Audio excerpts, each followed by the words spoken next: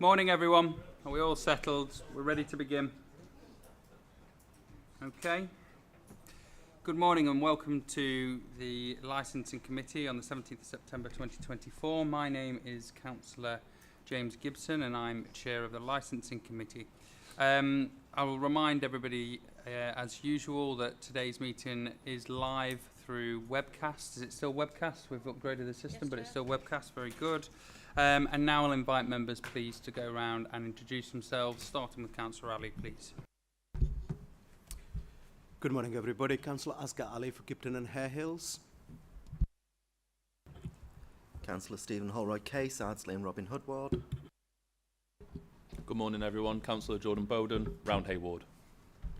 Councillor Lisa Martin, Round Hay Ward. Councillor Sharon Hamilton, Moortown and Meanwood Ward. Councillor Tom Hinchcliffe, Bramley and Stanley Ward. Luke Farley, Labour Councillor for Burman Toss and Richmond Hill. Good morning, Councillor Neil Buckley from Old Woodley Ward. Morning all, Councillor Ed Carlisle for Hunslet and Riverside. Perfect, thank you very much and welcome members. I'd just like to point out that despite the lovely sunny morning and probably one of the last lovely sunny mornings that we'll have of the year, we're now sitting in the gloom at the request of Councillor Holroyd-Case. So I apologise on his behalf, but we'll crack on anyway. No, he wanted the room dark, so you know, and Stephen always gets what he wants. Right, we'll go to officers next, please, starting with Rob. Good morning. My name is Robert Brown. I'm the legal advisor to the chair today.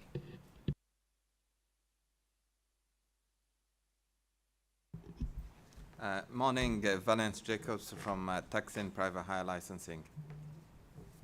Good morning, Richard Perrott from Taxin Private Hire Licensing.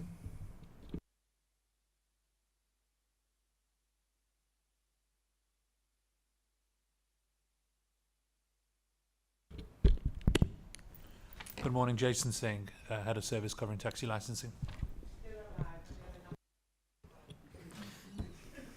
I've tried my best.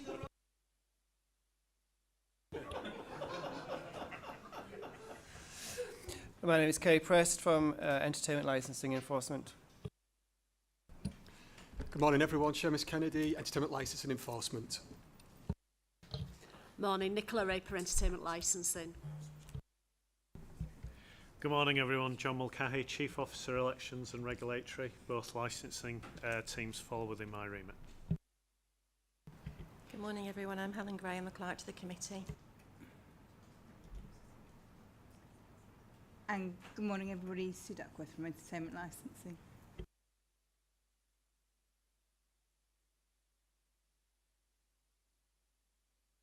Councillor Sarah, do you want to say hello?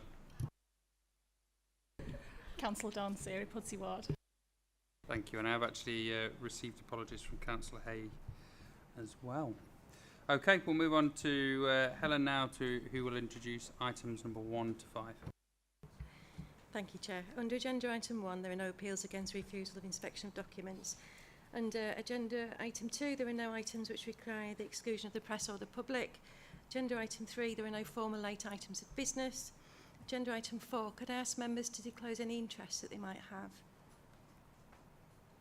I see none, thank you. Agenda Item number 5, apologies for absence. We've received apologies for absence from Councillor Senior and Councillor Haigh, and also Councillor Downs, who's going to be a little bit late. Thank you. Excellent. Moving on to Agenda Item number 6 then. So it's the previous minutes held on the 6th of August 2024. Can anybody indicate if they have any issue with the minutes? No? In that case, the minutes, we shall pass those, and we shall move on to Agenda Item number 7, which is the cumulative impact assessment for Beeston, and I'll ask Sue, please, from Entertainment Licensing to introduce that item. Thank you, Chair. As members are aware, under the Licensing Act, we can produce an assessment of cumulative impact of licensed premises in our area. We produced such an assessment in 2018 and we reviewed it in 2022 for implementation in 2023. And since that initial assessment, the City Centre and Hare Hills assessments have been reviewed and amended. So we can assess any area for community of impact, and a request for the Dewsbury Road area of Hunslet and Riverside Ward to be assessed has been made by the Safer and Stronger Communities team and Public Health. And in fact, I have to say, they did ask for this a number of years ago, and I'm saying we're there now. I'm bringing this to Licensing Committee today because this is the first time you'll have seen it, and we would like to take it out to public consultation, so we are seeking your approval to do so. If I move to the main community of impact assessment, I just wanted to briefly explain our methodology. We looked at the whole of the area of Beeston, so that's Beeston and Beeston Hill, which are either side of Cross Flats Park. We do have if you look on page 24, there's a map of the areas that we looked at. The area known as Beeston Hill, which is the area outlined in purple in the map on page 24, is an area that's already got a problem-solving group in place. It's an area of deprivation, and it's an area with a lot of issues. The concerns that we have are around alcohol-related crime and disorder and public nuisance. But we were also asked to look on the other side of Crossflat Park at the two areas outlined in green. They also have a concentration of licensed premises in those two areas as well. So we included those in the review because we felt we needed to, and also the ward members in that area asked us to, which we have done so. What we found through the crime statistics, but also some information from residents and people that work in the area, that the main problems in Beeston are in that city side of Crossflats Park, the area outlined in purple. Ward members were very concerned that if we put a community of impact area in place on Beeston Hill, that it would allow displacement onto the other side of the park. We spent some time looking at that, and we agree that that is a possibility. However, with community of impact, it can't be proactive. We deal with the problem that's already there, and we found that actually the crime rates and the nuisance rates in that area are relatively low in comparison to the other side. So what we suggest is that we keep the whole area under review, and we review it every 3 years as we have to under the law. And any sign that there is displacement into the other side of Crossflats Park, that we could then include that in the community of impact area. But at this present time, all the evidence points to the area outlined in purple. We've suggested that the community of impact assessment should concentrate on off licences, as it does in Hare Hills and Armley, as that seems to be the problem. In fact, I think like other deprived areas, a well-run on-licensed premises would be welcomed in these areas, but there is a dearth of them. And we felt that it should be for any off-licence operating at any time. If members are willing, we would like to take this out to a public consultation, again, as we have to do so under the Act, but we would do so anyway to see if we have any negative response to it. But to be honest, looking at the response we've had so far, it's been wholly positive. If members are minded to grant the recommendations, we would take that out into consultation this month. And it would go out for 4 to 6 weeks, and then we'd bring it back to you in November for approval. Excellent, thank you very much, Sue. I think across the city that our cumulative impact areas have always been very measured, and when we've chosen to introduce them to areas, and we've had some success, and I think that's been noted in previous licensing committee meetings, especially when they've worked in conjunction with Clear Hold Build. And you know, I'm obviously thinking here specifically around Hare Hills, and I'm sure Councillor Ali would agree that we've seen some marked success in that area in particular, due to the introduction of community of impact areas alongside work with partner agencies. Now I'm going to open it up to questions from members. Councillor Buckley has already indicated that he would like to ask a question, so I shall move to Councillor Buckley, but if anybody else would like to speak, please indicate now. Thank you, Chair.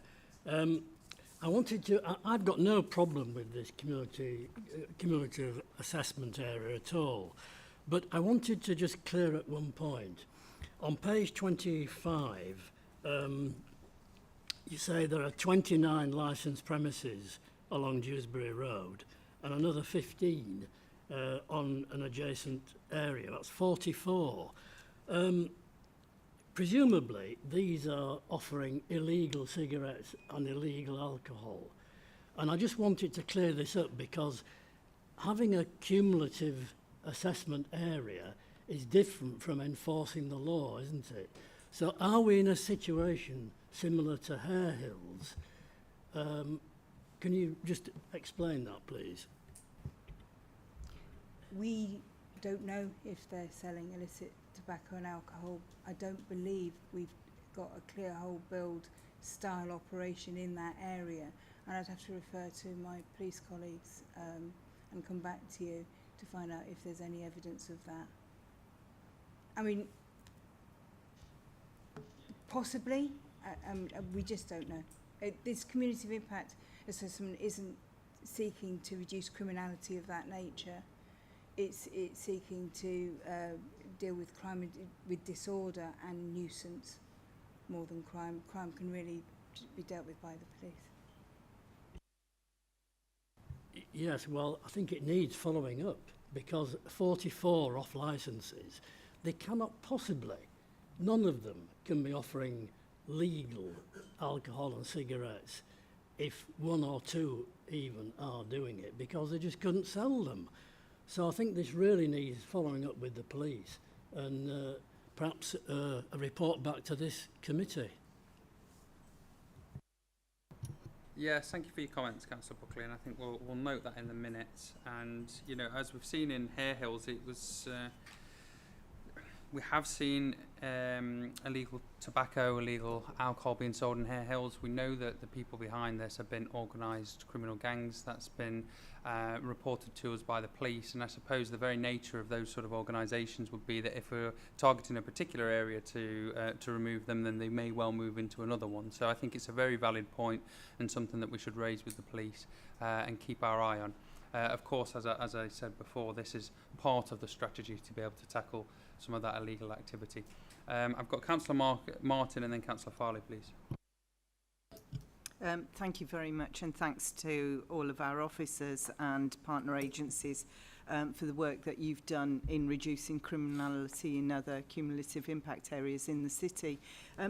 This is a genuine question for my own learning. You said that that we would want to support on premises licensed premises, on drinking licensed premises compared to off licenses. Can you just explain what the benefits are of having, did you call it on license? Yeah, thank you. So an on-licensed premises, so for example a pub or a registered club, provides a safe supervised place for people to consume alcohol. The issue we have with off-licence is that we see a lot of people buy alcohol and take it home or take it into the street and drink it in an unsupervised way that then creates other disorder and other nuisance. We're aware that in these more deprived areas that they are prone to have dependent drinkers use the streets to drink in rather than drink in their own home or in a licensed premises. So yes, I think overall from a public health and from a disorder and nuisance point of view, an unlicensed premises such as a pub or a restaurant provides a safe, supervised place for people to consume alcohol. Unfortunately, they don't tend to locate themselves in places like Beeston or Hare Hills.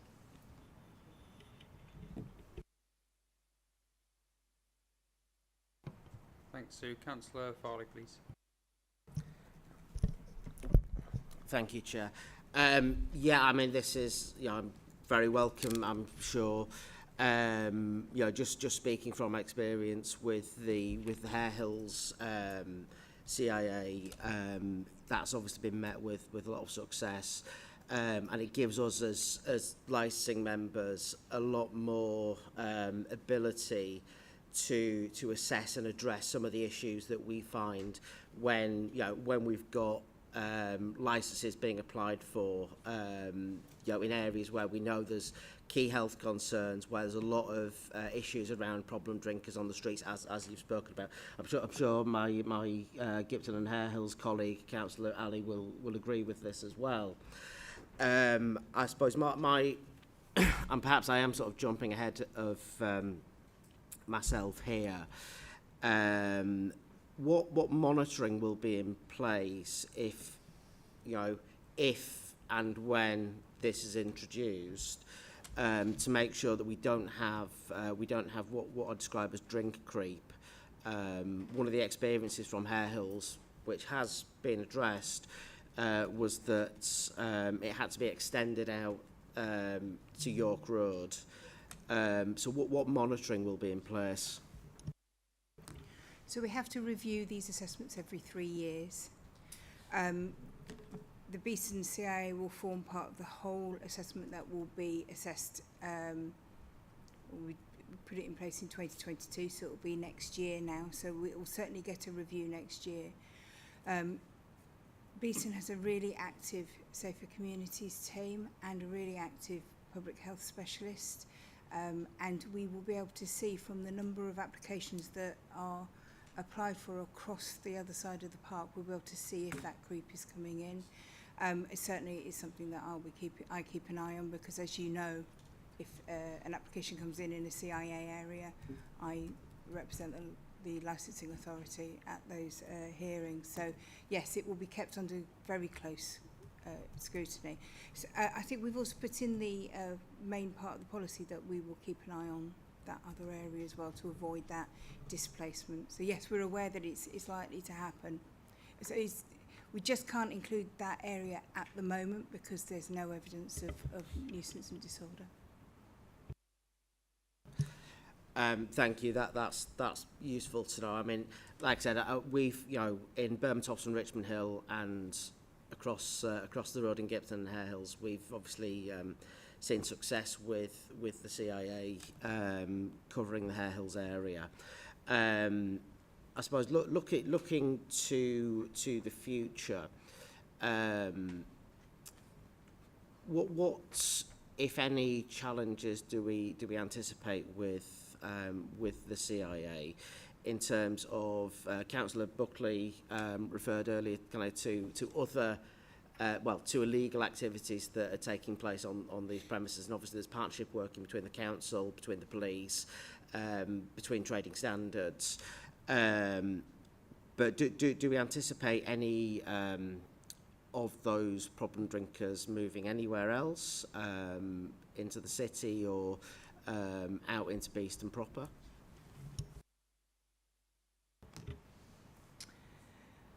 I think Hare Hills has become a hotspot for people we describe as street drinkers because of the ready availability of alcohol premises, and because the number that there are there, that if they get refused in one-off licence, they can literally go next door to the next off licence or the next off licence.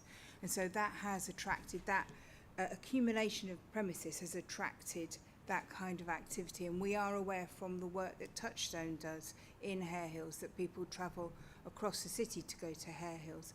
I understand that the people that drink in Beeston do come from Beeston, so it's unlikely to have an impact and move them elsewhere. I mean, but we will obviously be monitoring it. This part of Beeston has a problem-solving group. They're obviously keeping a close eye on that all the time. Brilliant, thank you.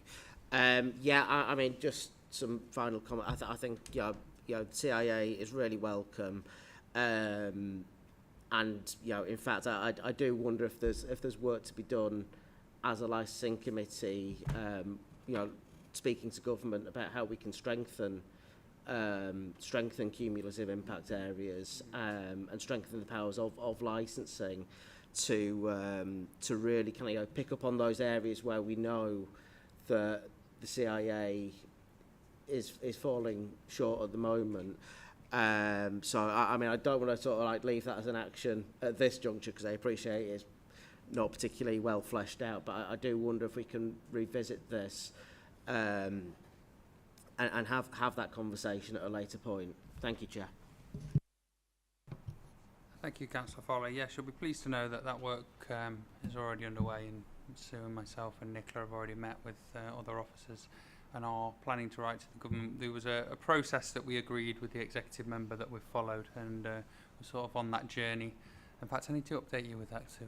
That's reminded me. But yes, we're on with it. Thank you. Great minds think alike. Yeah, something like that. Councillor Hinchcliffe, please. Thank you, and I agree with colleagues that this is a really positive step. I've seen on the subcommittees that CIAs do have a real impact and really do protect residents in these areas. On the subcommittees, I was just wondering whether you anticipate that with the increased scrutiny that comes with for the businesses, the off licenses and things like that with CIAs, do you think that will lead to more of them being put forward to subcommittees for further scrutiny from members? And how do elected members work with you to communicate the change to local residents who might be concerned? Thanks. So in community of impact areas, we do have groups of agencies and work with the ward members to make representations when applications come in. So in theory, in a CIA area, if we believe it's going to add to community of impact, then you will receive a range of representations to an application, including safe communities, the police, ourselves, public health make representations, and we also try and get the voice of residents heard as well through asking either residents or businesses to come and speak to you as well. I imagine because there is already a problem-solving group and a really active safe communities team and public health team working in this area, that would be the case here in Beeston, you know, the same as we have in Hare Hills and Armley. As for advertising the CIA, that most certainly that will be done by the local teams who have links in with the communities. As soon as this is approved, after it's gone through its formal process, then yes, we'll roll it out and we will make sure that people are aware. Councillor Downs, you want to say hello? Yeah. Just hello. Hello. Councillor Rick Downs, Otley and Yeadon Ward. Apologies for late. I've been at hospital. I've actually got to go back, so I've got to leave at about 11:15, I'm afraid. Thank you for coming, Councillor Downs. You always make a real contribution to our meeting, so I'm glad you're here. I've got Councillor Carlisle next, please. Yeah, thank you to all those working on this. This is very much in my ward, and I and my ward colleagues really welcome this. First things first, I do just want to pick up on Councillor Farley's comment. He did talk about Beeston proper for the other side of the park. I would strongly refute that it's all proper, including our side. But yeah, so I really welcome this in that it will really put us on the front foot. So I and my ward colleagues have tried to resist several off licences because there's already such a proliferation of them, and we're just, as is so often the case, we've not been able to really meaningfully resist them, and have got a few little compromises. But essentially, I feel like we as the licensing committee and the licensing authority have kind of been played on a few occasions by people making promises and they're not really delivering, but in such a way that we can't really hold them to account. Anyway, hopefully this will help us to hold them to account. The last few years has certainly seen, as the problem-solving group testify, a real upsurge in antisocial behaviour and so on. I think one thing I would pick up on, so this is going to cover late night refreshments as well for takeaways. That's right, isn't it? I'm pretty sure. Yes, 7.37 suggests yes. I think I don't know if this is beyond the remit of the licence committee. I think it is, but I think it would be really worth trying to use leverage to apply pressure to takeaways, particularly on waste, on litter. Litter is an absolute scourge on the community, and a lot of it, not all of it, but a lot of it's related to the takeaways, and it'd be really worth trying to work out how we can exercise that leverage. I was interested to note, and I missed this when you sent it to me and my ward colleagues a few weeks ago. I missed this, that it's not covering on licences.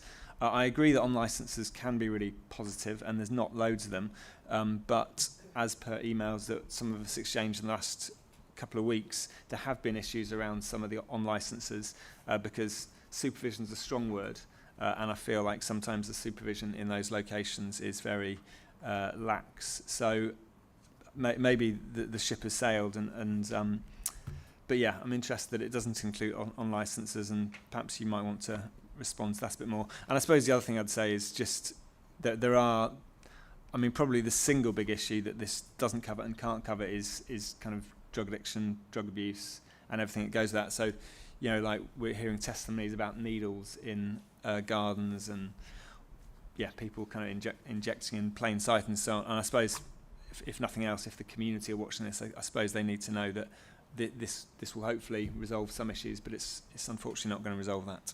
Thank you. On the matter of it not including on licences, this is a community of impact assessment, so it has to relate to community of impact, and we just don't have the number of on licences in that area to demonstrate community of impact of their activities. Where you have issues with individual premises like we do in Beeston, we can review those licences because we can directly attribute the issues that you're having with the specific premises. So where we have a CIA for on licences, for example, on Lower Briggate, the reason why we've called that a CIA area is because we can't attribute the issues that are in that area to one specific premises, so we can't deal with them in that same way. And so we have community impact assessment because that's the best we can do for on licences in our city centre. But yes, it isn't appropriate here because we just don't have that many on licences. Okay. And feel free to just bat it back and say it's for cleaner neighbourhoods or others, but is there any way in which we could try to exercise leverage around takeaways on waste? Could we? Yeah.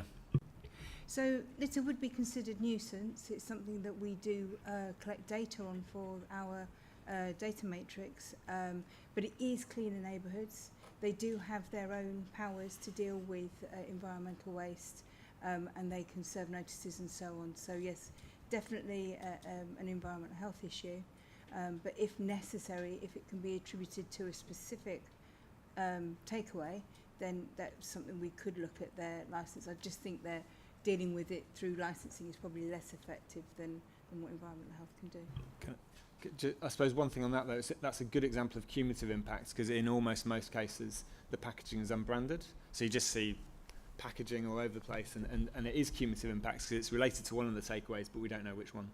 So. And that's why we've included late night refreshment in our community of impact assessment.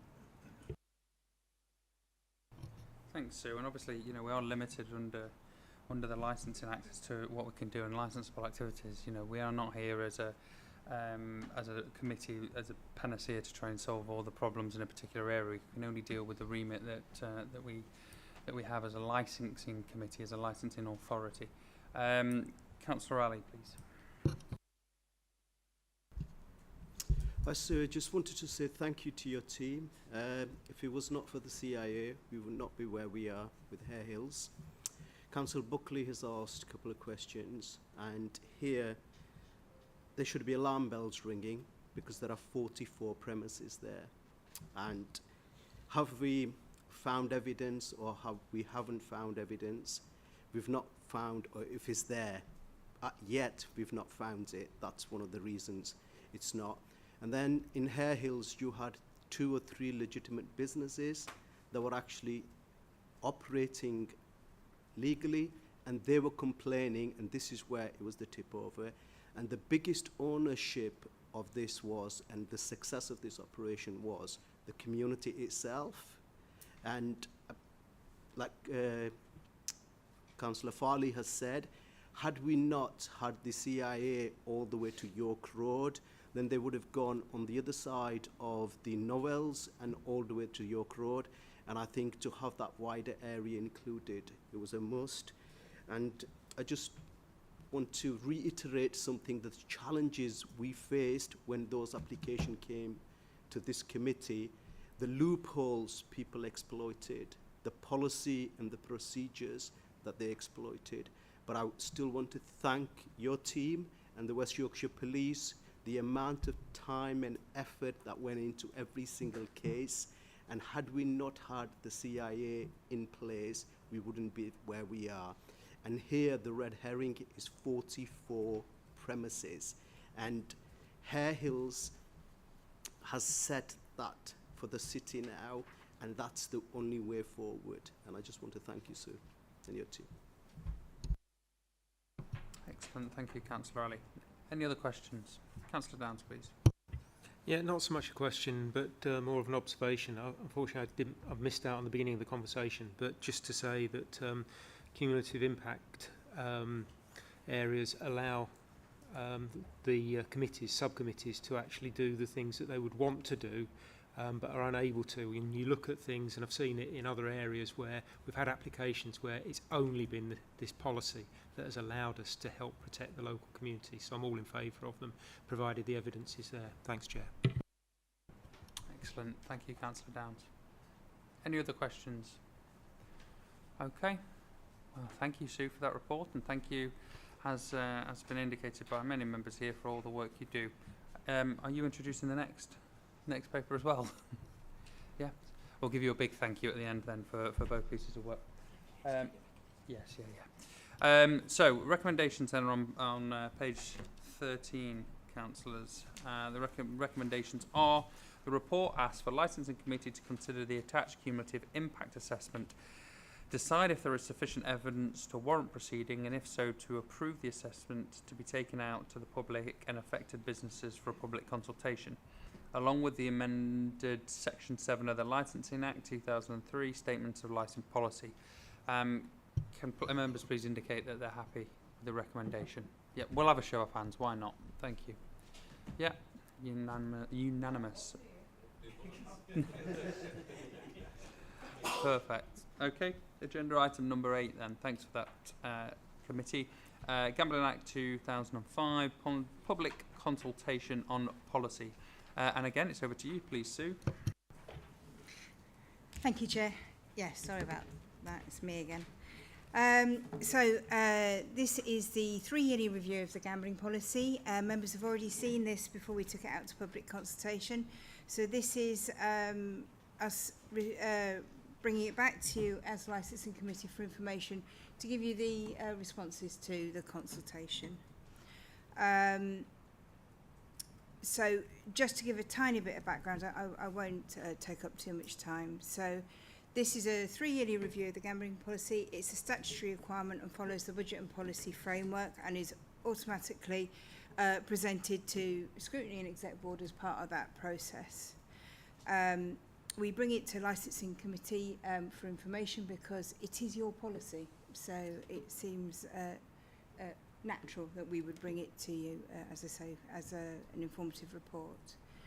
So, as you'll be aware, that there has been a government review of the Gambling Act over the past few years. The government received recommendations in a white paper, and I've undertaken a number of themed consultations at the end of last year and through this year, and the outcome of these have been published by the DCMS. They are suggesting some changes to the Gambling Act which are outside of the scope of this policy. But we were advised by the Gambling Commission that we should only do a cursory review of our policy this year, wait for the new legislation to come in, and then do a fuller review next year. And to be honest, we were thinking that we might do that until we read through our policy. And we realised that some of the language in our policy was out of step with current thinking. And therefore, myself, financial inclusion and public health, myself as entertainment licensing, public health and financial inclusion, we reviewed the entire policy and did a proper job and made some changes around language. We also amended the statistics that are in there, things that we would have in like population figures and so on. We updated the links in with other strategies and policies that the council have, and we included some information around suicide and other matters. We took this out to consultation for 4 weeks, and we received 3 responses, which I promise you is a good response for us. We like responses to our consultations, especially policy consultations. Apart from anything else, it means that somebody else has read the policy, which is quite nice. But also it means that it makes our policy more robust, because if we get questioned on it, this is why we like bringing it to licensing committee. If we get questions and we can answer them, then we feel like our policy is more robust. So the 3 responses we received are provided at page 61 onwards on your pack. We have gone through each of the points that were made, and we have written a response. When I say we, I did this with support from Public Health, from the Office of Health Improvement and Disparities, and also who helped out with some of the figures, the prevalence figures, and also from Financial Inclusion and our own public health teams. One of the responses from GamCare appears to be a generic response. Members should be aware that this year all local authorities are reviewing their gambling policy. It's done on a 3-yearly cycle. All local authorities do it. So people like GamCare will receive upwards, of 350, 400 policies to read through. So we're very grateful to GamCare that they made the response. We're broadly in agreement with the comments that they've made, and in fact, a lot of the recommendations we're already doing. As members will know, we're fairly advanced in our work on gambling harms. The other 2 responses are from the trade. The Betting and Game Council is a trade body that represents the gambling industry, and Telarius is a company that mainly provides adult gaming centres. So those are the land-based gambling, where it's predominantly gaming machines. Their comments broadly related to the inclusion of the suicide statistics. They didn't like that very much. And we felt that actually looking back at how we'd included it was probably didn't have as much context. So rather than delete the paragraph, which is what they asked for, we've added some more context for it so they can understand why we've included it. They argued about the gambling harm statistics. They said that they were out of date, and I went back to the source, I went back to OHID, I asked them, and they said no, they were updated in 2023, so they're about as up to date as they can be, and we've clarified that in the policy. There were some comments about some of the bulleted lists and some of the measures that we'd asked applicants to consider as part of their application, and I do agree that some of those were perhaps not as relevant as they could be.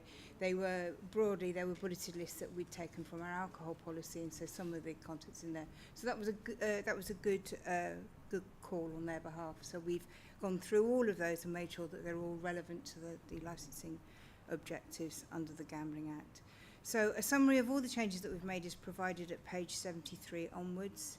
The updated policy now follows the budget and policy framework. It was referred to scrutiny under a DDN and went yesterday, and scrutiny made no substantial comments to it, which was quite nice. It will then go on to exec board and then be referred on to full council. And I'm happy to take any questions.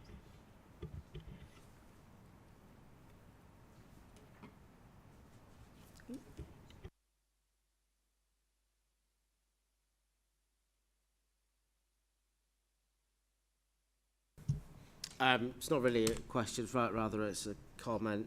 Yeah, I think this is a really good review, and I'm glad that the team was so robust in its responses to the objections. I think gambling harms pose a real danger to people, both as individuals and collectively. So I think it's really important that we make sure these policies are as watertight as they can be, and also reflects on not just the impact for the individual both in terms of their health and well-being, but also kind of the economic impacts on communities. You know, there's a lot of gambling establishments in our more deprived areas of the city. You might say that kind of these businesses prey on the vulnerable. So I'm really happy to see this. Thank you to you and your team.